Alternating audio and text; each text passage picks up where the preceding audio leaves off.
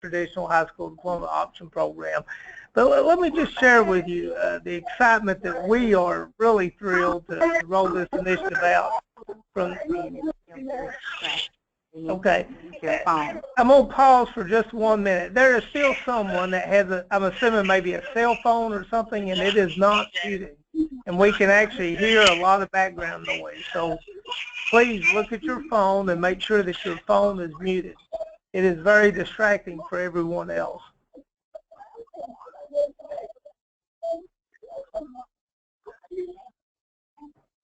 And I can still hear it, so it's not muted yet. So please take a look at your phone, make sure that it is muted.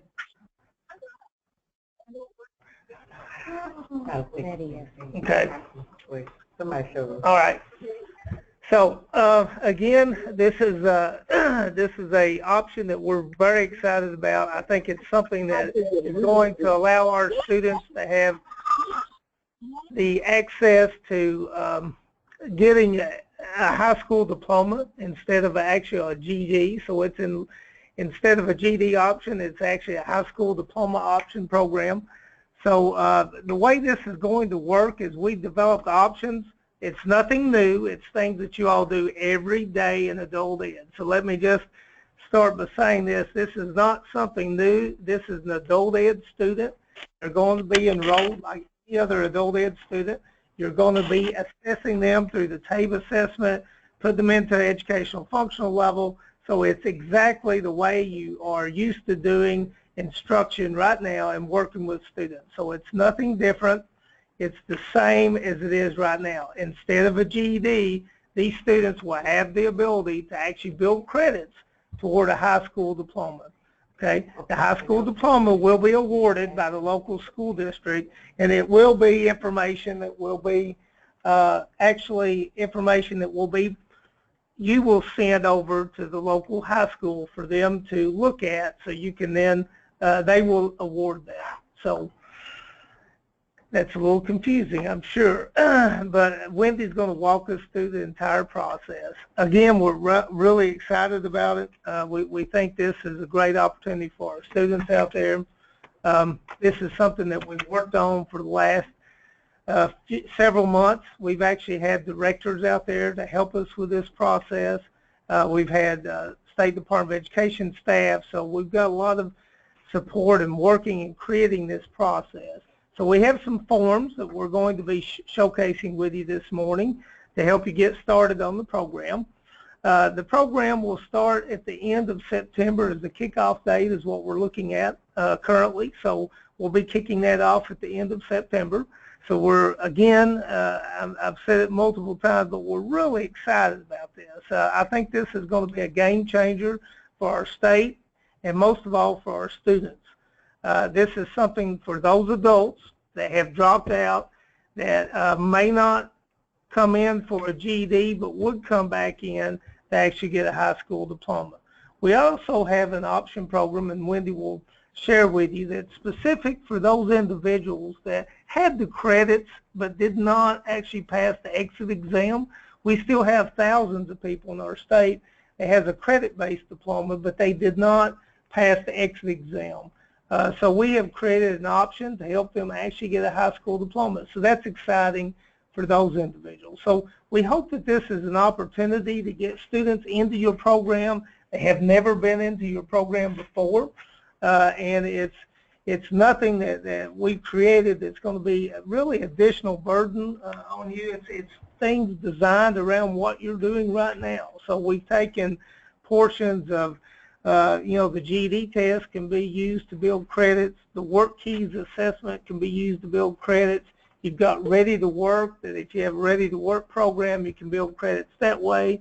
We have even worked in prior learning experience for students who may have worked or been in the military, and you can actually use that experience to grant credits as well. And then you have the option of getting them obviously into a program of study and building their knowledge that way, where they can be successful at building the credits or successful at getting the diploma based on the option that they did not get a past exit exam, but the options to help them get the diploma. So All right, so with that, I'm going to turn it over to Wendy and let her make a little more sense about what I talked about. So apologize, we just had some technical difficulties this morning, but we've worked those out, and I think Wendy's going to dive into the overview of the program and the individual forms. Wendy? Good morning. Thanks, David. I'd like to reiterate what David said. We are excited. K through 12 is excited. There are numerous citizens in our state who will reap the benefits of this program. So if you're near a computer, we do have a PowerPoint, so we're going to get started by going with an overview of the program. And basically the Alabama Non-Traditional High School Diploma option, we're referring to this as the HSO option, is an alternative to the GED high school equivalency designed for students who have completed all of the required credits for graduation but failed the Alabama high school graduation exam, or for students who dropped out of the traditional high school setting. So that's basically the overview of the program. As David referred to earlier, there are two options through the HSO program. You have option 1. These are for the students who actually attended an Alabama high school and earned enough credits to graduate but failed to pass the Alabama high school exit exam. You have option 2. This is for an adult who earned 10 or more credits from an Alabama high school, but they require additional credits to graduate. There are eligibility requirements for each option. For option 1, the participant must have all 24 credits required to graduate from a traditional high school in Alabama. As we will discuss, some school systems may require more than 24. 24 is the required amount that the state requires. The student must be at least 17 years of age, and they did not pass the Alabama high school graduation exam. These are the eligibility requirements for option 1. For option 2, the participants must have at least 10 credits of the 24 credits required to graduate from an Alabama high school. They must be at least 17 years of age. They must be assessed on the full TABE, and they must score at least in the high intermediate level on the TABE 6.0 or higher to participate in option 2. Okay, we sent out a list Friday. We sent them out previously, but we sent out the forms again on Friday. So what we're going to do now is, I think if we walk through the forms themselves, then it actually gives us a good overview of the process. There was a form called the Non-Traditional High School Options Step-by-Step Guidance form. So if you have those forms and want to refer to them as we go through this, we've also got them on the screen. It may be a little bit difficult to read because of the small font. But let's start with the step-by-step guidance, and then we'll pull out the forms that we need as we go through this form.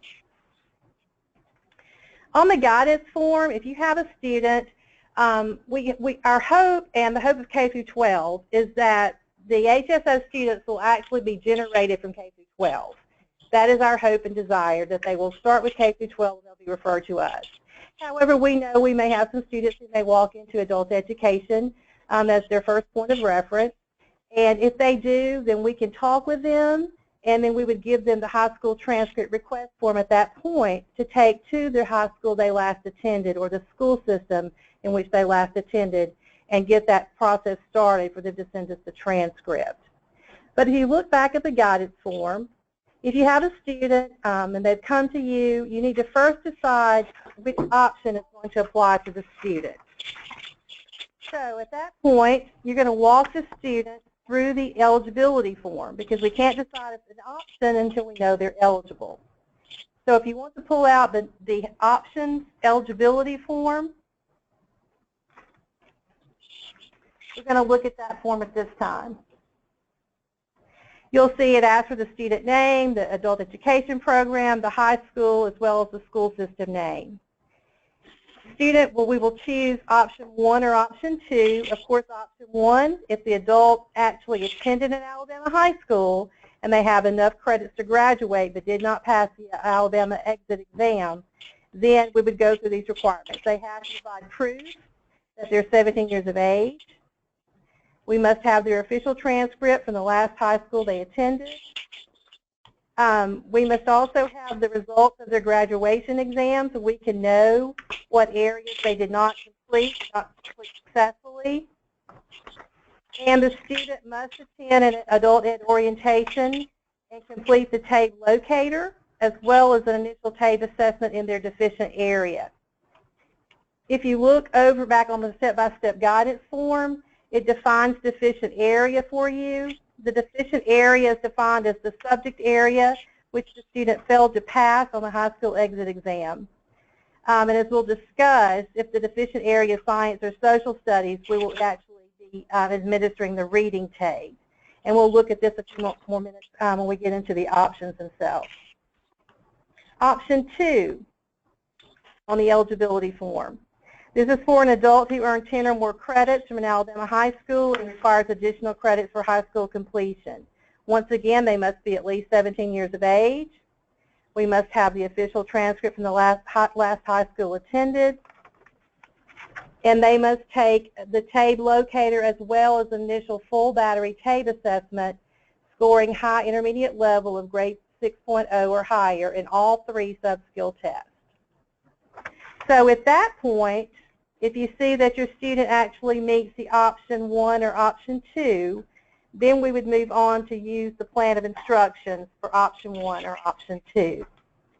One point to note is when you receive the non-traditional high school, the transcript request form, when you give that to the student and then the transcript comes back from the high school or the school system, they'll also be returning with that the transcript audit form. And that basically will interpret for us the transcripts, because we know sometimes those can be difficult to read and they may vary from school system to school system. So you'll also receive with that transcript the audit form, and that's for your use. Okay, let's move on to look at the plan of instruction for option 1.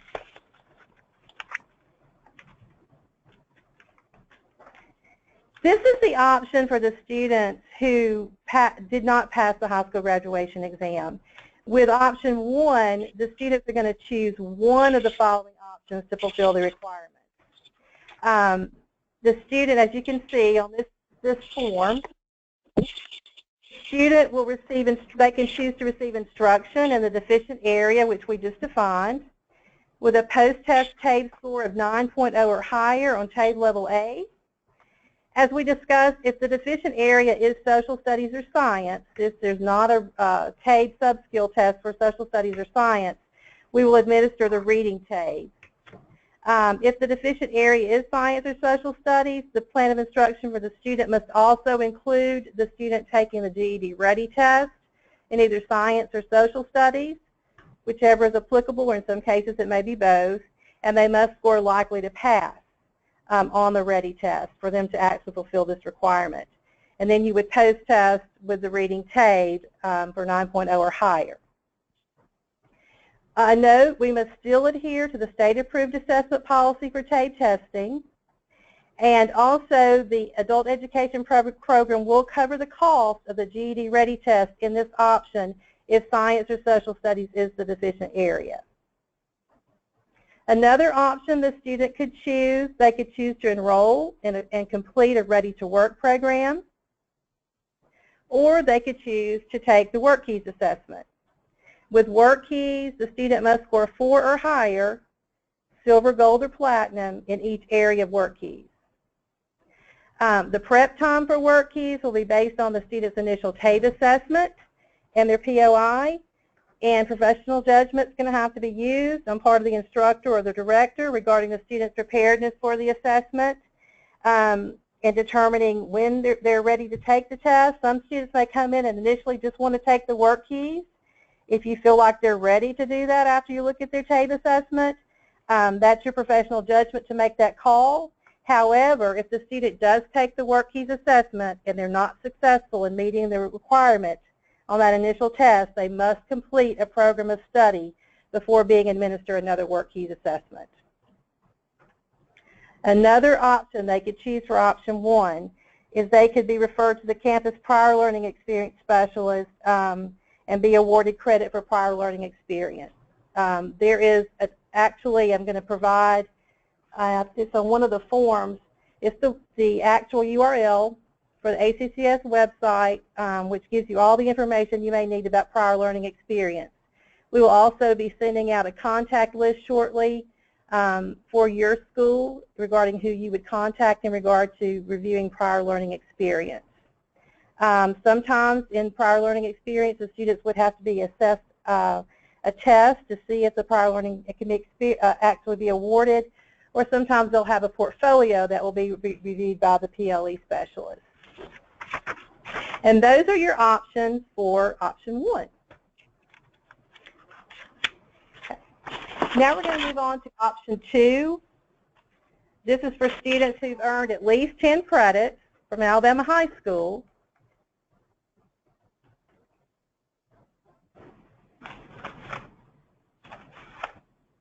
Okay. And they need to build their credits.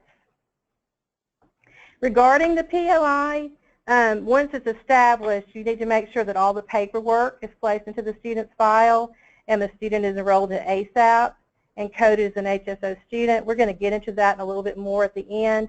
I think Cody is with us today from Supercomputer, and we're hoping by the time we launch we can at least code the student in ASAP as an HSO student, but we've got to see how things are going with the programming, but we will definitely keep you informed of how that will be working. Okay, back to option 2. You're going to be able to look at the student's transcript that you've received in the audit form, and you'll know and be able to verify the number of credits they have. They have to have at least 10 to be eligible for this option, and then from there you'll determine how many credits they need to build. This is the option where there may be some and/or situations, because if they need to build at least 14 credits, there's going to be several options they have to use to get those credits. You may have someone who only needs a few credits, but it could vary. So one of the first options is the student can take portions of the actual GED assessment, math, social studies, science, or RLA, and based on the score they receive, they earn credits based on those scores. As you can see, scoring 145 to 164 builds 1 credit per test section. Scoring 165 to 174 builds 2 credits per test section. Scoring 175 or higher builds 3 credits per test section. Another option, the student can enroll and complete a ready-to-work program, and this would build 3 credits. Another option, the student can prepare for and take the Workkeys Assessment. Once again, they have to score 4 or higher in each area. Scoring 4 builds a half a credit for each area of the 3 areas. Scoring 5 builds 1 credit per each area. Scoring 6 would build 2 credits per each area. Once again, we have to use professional judgment here to determine when the student is actually ready to take the assessment, and if after they take that initial assessment they were not successful, then they do have to go through a plan of instruction before they retest. Another option, the student can enroll in our approved technical career pathway programs, and they will build 1-for-1 credit for each class successfully completed. For example, if they're in a class that builds 3 credit hours, they would build 3 credits for the HSO option 2. Another option for option 2 is prior learning experience, as we previously discussed. And then coming soon in the future, we'll have the SRED option, the Southern Regional Board of Education. They're the curriculums for math and RLA that some of us went to a training on. We're hopefully going to be doing the training for all our instructors soon, and that will be an option coming up shortly. Okay. Students, when you're completing their plan of instructions, it's highly important that we remember all test results, certifications, portfolios.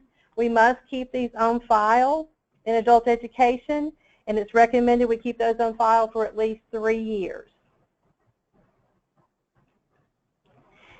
Now we're going to go on to the exciting part. Once the student has completed all their requirements, the adult education instructor should recommend to the AE director that the student's final transcript be sent to K-12. So at this point, the director must sign off that all of the requirements have been fulfilled, and this will be sent to K-12 to the school system. or the high school, whichever they prefer to do, and they'll have that on your contact list. And then at that point, they will actually review it, and the transcript will be reviewed by usually by the superintendent's office before they actually issue the student's high school diploma. And then K through 12 will communicate with us that the diploma has actually been awarded to the student.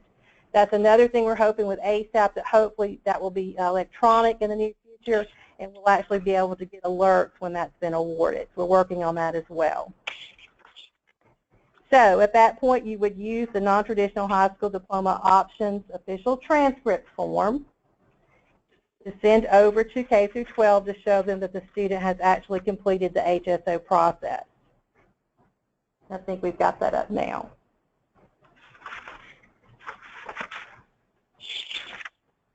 And just to reiterate this, the K through 12 school district that the student last attended will be the agency issuing the high school diploma. It will come through from K through 12, not from adult education, and it will be an actual Alabama high school diploma.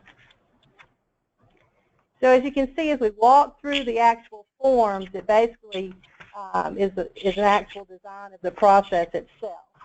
But we're going to go back through the other slides of the PowerPoint now to provide some additional discussion.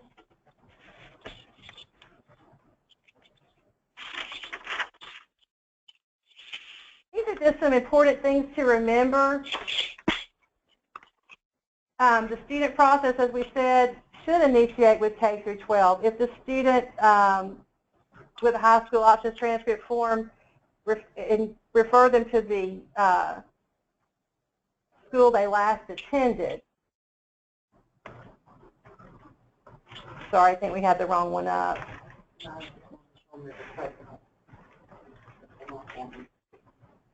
Yes, this is the request form that you would actually have the student take to the last school system they attended. And that's how they're going to sign off requesting the transcript be actually issued to adult education. And when they send back the transcript, as we stated earlier, the transcript will come back with the audit form. Did we show the audit form previously?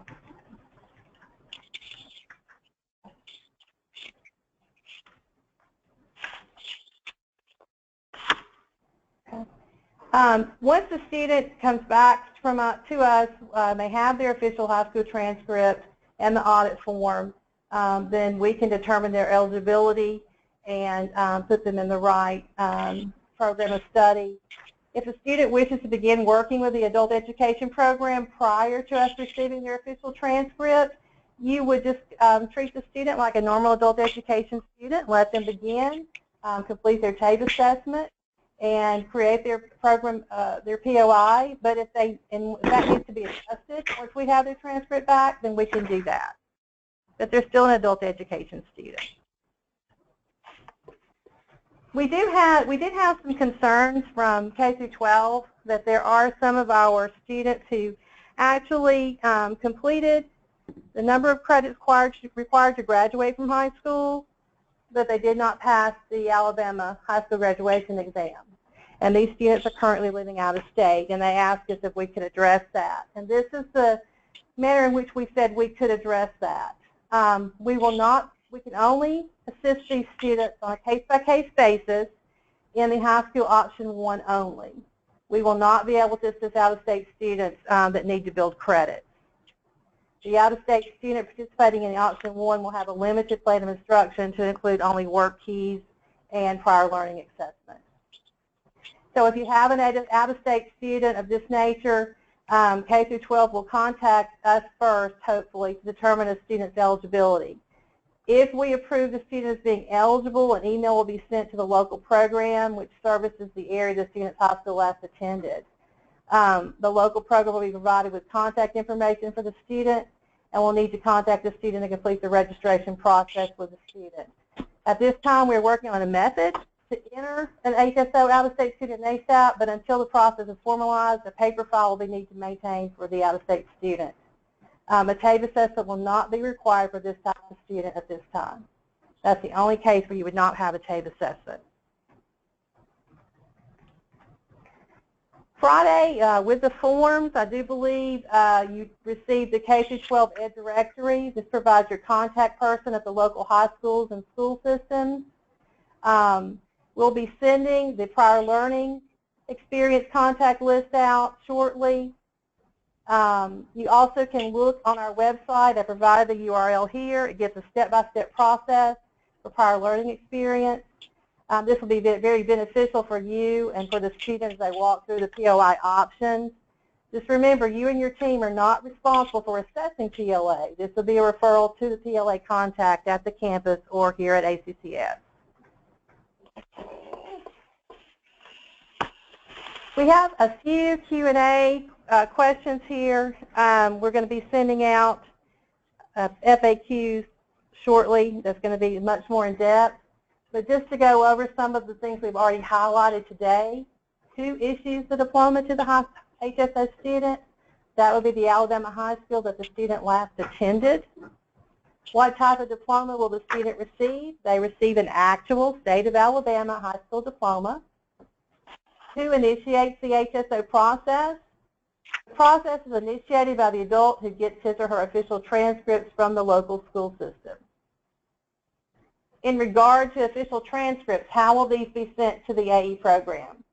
The preferred method is that the transcripts will be sent to us electronically. However, if the student does come to you and have their transcript in a sealed envelope and the transcript contains the school seal, then we can accept that transcript. But it must be in a sealed envelope and have the school's seal.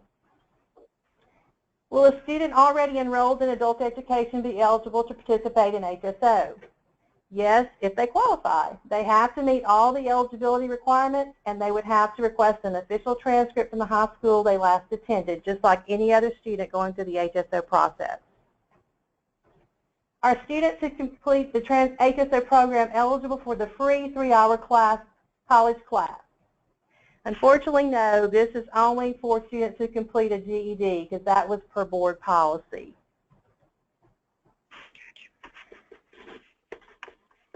Cody, are you with us today? Yes, ma'am, we are. Okay, thank you. This is just, I just put a little bit of information on here about ASAP. Cody has actually provided a HSO diploma option design for ASAP. I think that was previously sent out for you all to review. We're working with the ASAP team as they develop the programming that will be necessary to support HSO. This is going to have to be delivered in phases due to the volume. And while not all the functionality will be available by the launch of September 29th, we will notify you of the functionalities as they become available throughout the various phases. We're hoping, Cody, I think we talked last week that at least they'll be able to identify the HSO student maybe? Probably not by the date that the program goes live.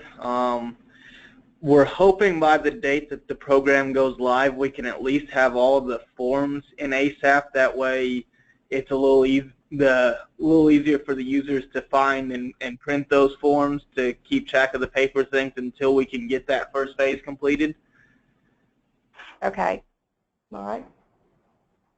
Okay, then I think we can go on to the... once we do get everything completed in the different phases, on the student page there will be a new tab added for HSO. If the student's not already enrolled in HSO, a link will be displayed to enroll the student in the high school options page. If the student is already enrolled, you're going to have 4 new tabs. You'll have the enrollment tab, the plan of instruction tab, the credits tab, and the approval tab. And you can see on this screen the actual, what the tabs will actually display.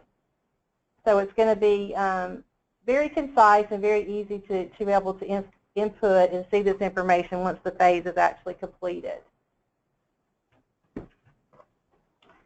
So as Cody said, it's possible by the launch date there will be, we'll not have the ability to enter the student. We may only have the ability to see the forms.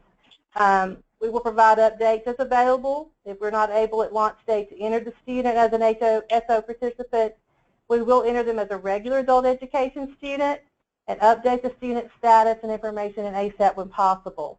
it will be real important for us to have this information and have them identified as HSO students, especially for reporting purposes. As we know, this is not going to be a perfect process to begin with. Is she through? But we're going to do our best to improve upon it and provide it as we provide an invaluable service to many Alabama adults. If I could remind you to please mute your phones. Thank you. We were told by K through 12 there's over 5,000 Alabama citizens who meet option 1, that they actually have enough credits to complete high school. They did not pass the Alabama high school graduation exam. So this is a great service that we're going to be able to provide to many of our citizens in our state. Okay, at this time, we've gone through the process. I know it sounds like it may be a little bit lengthy, but I think as you look at it and we actually start working through it, it's not really anything different than we're already doing. It's just going through the forms and being able to communicate, making sure that we're providing the students what they need, and we're retaining the documentation of everything they're completing through the different options. At this time, because we are still developing our FAQs, and it's good for us all, as this is a new program, to think about the things, the questions that may occur. If you have any questions, then this will be the time for us to discuss those. You should have had her ask me how this is. Once again, if you could please mute your phone if you're not asking a question. Live and learn. Wendy, will by chance this PowerPoint be available to print after this? Yes, we're going to actually have it, we can send it out, or we'll actually have it posted on our website as well. Great. It's going to be recorded and on the website. Sharon Walker here with the question. Yes, Sharon. In your frequently asked question, you said that the adult who requests the transcript would be the one to initiate the process? Yes. Okay. We're hoping they'll begin. Pardon me? My question is, with our guys being incarcerated, would it be a staff member to actually contact that high school for the transcript? Yes, yes. It'll be a little different for correction. Yeah. And Sharon, this is David. We'll get with corrections on specifics on how to do it with corrections. It will be a little different with corrections education, but we'll walk you through that process. Okay? Okay. Thank you. Thank you.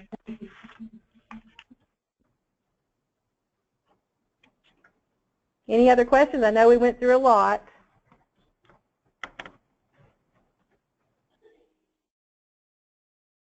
Everyone's ready to go?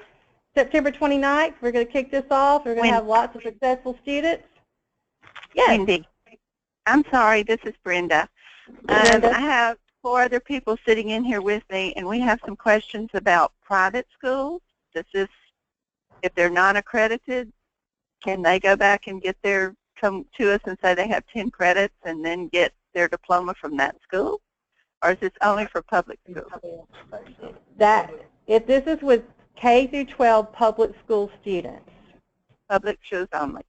Mm-hmm. Okay, and the other thing, well, that wouldn't be online, but what about James Madison? No. Brenda, this is just with the Alabama Department of actually secondary education. So it's secondary only. It's a partnership with them that we developed. It's not with any private or online school, so it's strictly with the State Department of Education. Okay? Okay, thank you. You're welcome. You're welcome. Good question.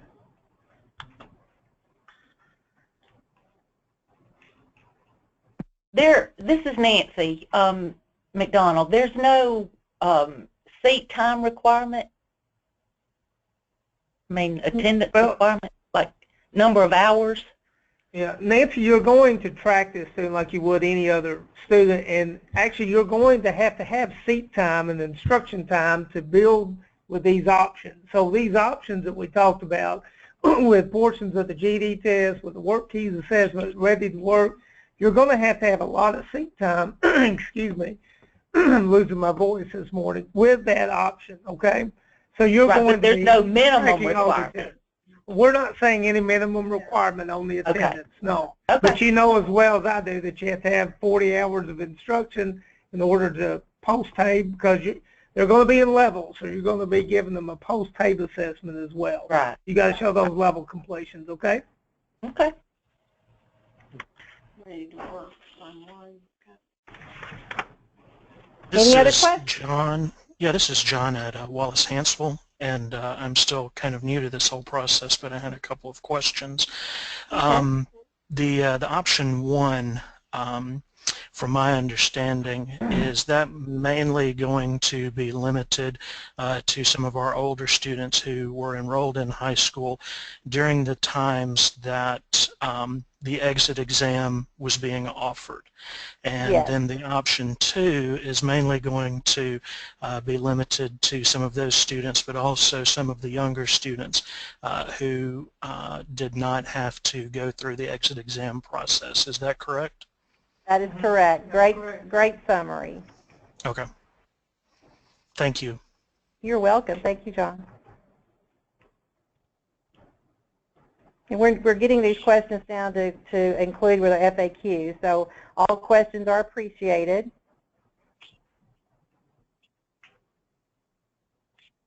We had a question that was posed last week. Mindy. It actually was, yes. I'm sorry, another question. That's If fine. a student earns just a certificate of attendance as a diploma, can they then come in and get a regular diploma? Basically, that's what this is doing. That's Okay. it. We have a lot of those folks out there, and this is to assist those people. Okay, thank you. Oh, back to the example we had last week, we had the question of if a student attended 2 years of high school in Alabama's public K-12 system, and then let's say they moved over to Georgia, and they attended a Georgia public high school for a year, but then they dropped out. Could they participate in this program? The answer would be no. This is only for students who last attended an Alabama high school. So their last school attended would have to have been an Alabama public high school for them to be eligible. And that's going to be in our FAQs as well. And they don't tell us they went to Georgia and attended a high school. Any other questions?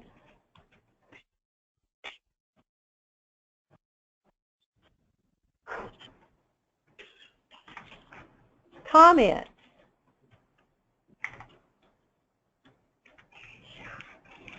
I do have a question. Yes. Okay, I'm just getting in on this too. When is a good time to determine or start telling them about this? Do we go through the instructors in the classes, or do we start this through the orientation process? When the actual student arrives? Yes. So Talking when about do we the actual actually student? Yes. We would hope, yeah, we would hope that basically there's going to be some marketing that's put out, and our hope is that the students are going to be initiated from K through 12. You will have some that come into adult ed, but we discussed this as we were going through the process ourselves, and I'm not sure it would be a good idea to open this up at orientation, because then you're going to spend a lot of time just discussing the option.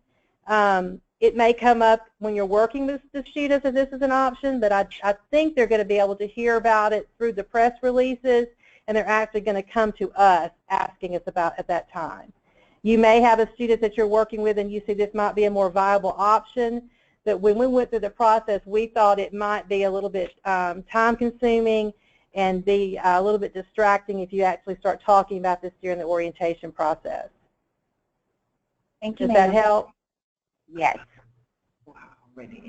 I had a question, please. Yes.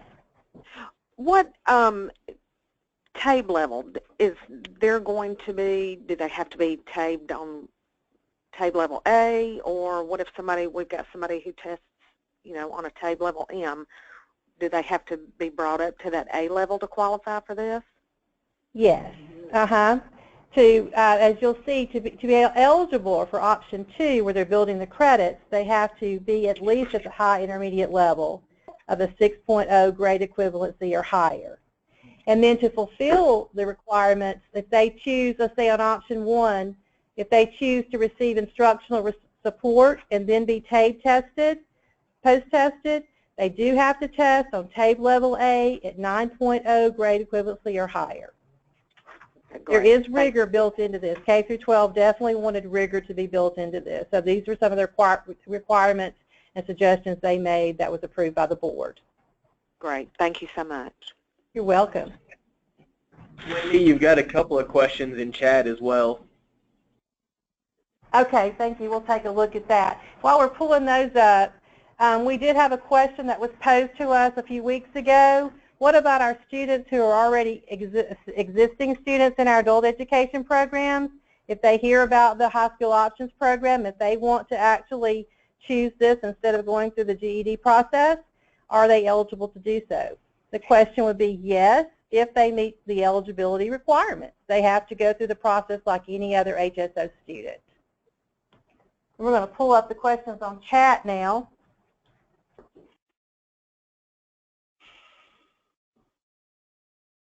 One of the questions is, how many years can a student be out of high school to qualify? There's not a limit. K through 12 did not put a limit on this. So if they meet the eligibility requirements, once again, then they're eligible to begin the process.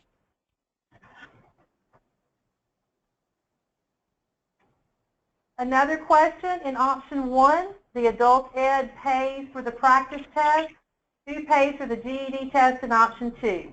Adult education may also pay for the GED test for these students in option 2. Okay.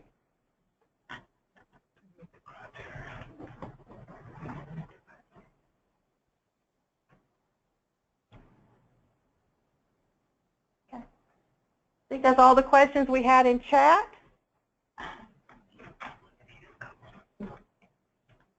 Okay, if there are no more questions, if you think of something later, please feel free to email those to me or anyone on staff, and we'll be happy to respond to that. We want those questions so we can review them and add them to our FAQs. Like I said, this is not going to be perfect right out of the door, but we're trying to provide a service to the citizens of our state. This will help have a huge economic impact on our state, as we know of 5,000 students alone who would qualify for option 1 or could qualify for option 1. So we want to be excited about this. We're going to work on this to improve it as we go. We're in direct contact with K through 12. They've been good partners so far. They're very excited about this. If we have questions come up that we can't answer, we definitely will get back with them. And do remember, a lot of the decision making is going to be on their part. They're actually issuing the diploma. So a lot of times we've been having, they'll ask us questions and we have to remind them, you're the one issuing the diploma, so that's going to be your decision. So if you have things come up that we need to discuss with them, we can do that as well. Okay, well, thank you all for attending.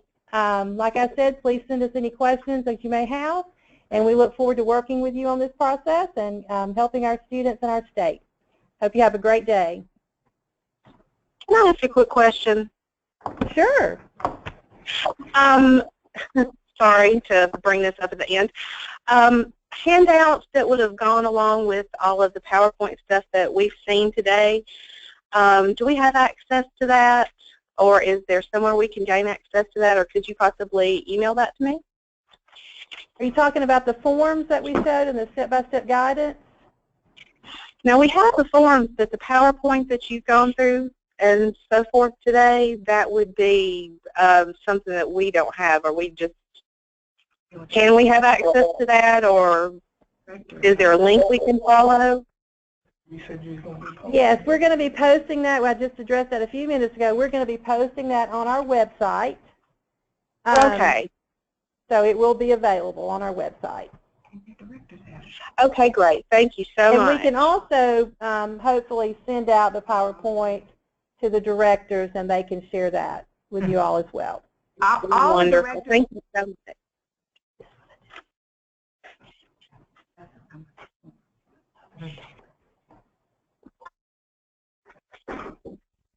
Okay. All right. Well, thank you all for your attendance and your participation. I'll get it out in a second. Apologize about that. Yeah, thank you very much. I think Wendy did a great job this morning. She sure did. Thank you. Good job.